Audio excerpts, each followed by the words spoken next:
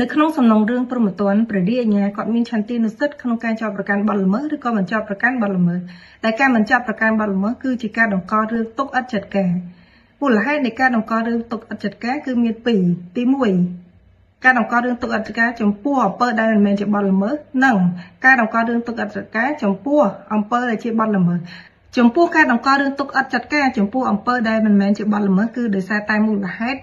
ខ្វះធាតុផ្សំនៃបទល្មើសឬក៏អវត្តមាននៃបទល្មើស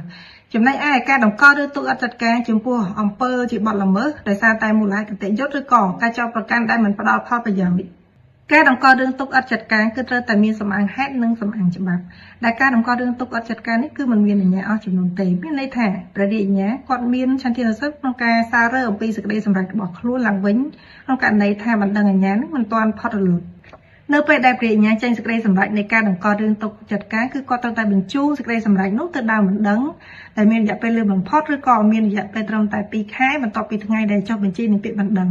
បន្ទាប់ពីដើមបណ្ដឹងគាត់ទទួលបានអំពីការជូនដំណឹងនៃសេចក្តីសម្រេចបង្ករឿងទុកអចាត់ការគឺគាត់មានសិទ្ធិក្នុងការប្តឹងទៅអគ្គព្រះអាជ្ញាអមសាលាតគឺមានរយៈពេល2ខែបន្ទាប់ពីថ្ងៃដែលគាត់ទទួលពាក្យបណ្ដឹងអគ្គព្រះអាជ្ញាអមសាលាតគឺមានសិទ្ធិក្នុងការធ្វើអធិបញ្ជាទៅព្រះអាជ្ញាក្នុងការចោទប្រកាន់បទល្មើសឡើងវិញឬក៏គាត់តម្កល់សេចក្តីសម្រេចរបស់ព្រះអាជ្ញាអមសាលាដំបូងទុកជាបានការហើយគាត់ត្រូវជូនដំណឹងអំពីសេចក្តីសម្រេចរបស់ខ្លួនទៅដើមបណ្ដឹង